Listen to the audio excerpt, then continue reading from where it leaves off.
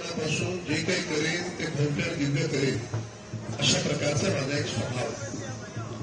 त्यामुळे मी यावेळेस घाटकोपरमध्ये पहिल्यांदा दहीहंडी तेव्हा म्हटलं की ही भारतातली सगळ्यात मोठी दहीहंडी असेल आणि त्यावेळेस फक्त वरळीला आणि ठाण्याला दहीहंडी लागायची कुठेच आहे. आणि घाटकोपरला 2009ला आम्ही अशी दहीहंडी केली की त्या दहीहंडीच्या नंतर पूर्ण महाराष्ट्रात नाही तर देशभरात गावागावात लोक आपल्या घाटकोपरची दहीहंडी घेऊन दहीहंडी करायला लागले. खरं आहे का खोटं आहे?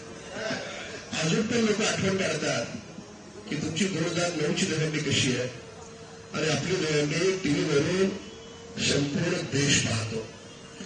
जेव्हा 2009ला आपण यात्रा काढायला सुरुवात केली तेव्हा महाराष्ट्रात कुणीच यात्रा काढत नव्हतं. पहिली यात्रा आपल्या घाटकोपरहून निघाली. आपलं बघून 2014 साली मध्य प्रदेश सरकारनं यात्रा पॅटर्न सुरू केला आणि 2024 साली माननीय त्यावेळेचे मुख्यमंत्री एकनाथ शिंदे साहेबांनी सभागृहात सांगितलं.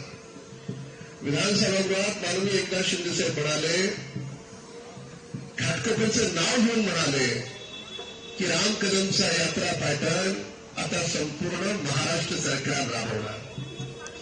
सगळ्यात पहिल्यांदा शाळेची मुलं विधानसभागृहात न्यायची सुरुवात तर मी केली, म्हणजे आपण घाटकोपरवासियांनी केली. आपले पाहून बाकीचे आमदार पण त्यांच्या विधानसभेतली मुलं विधानसभागृहामध्ये विधानसभेचं कामकाज दाखवायला घेऊन येऊ लागले.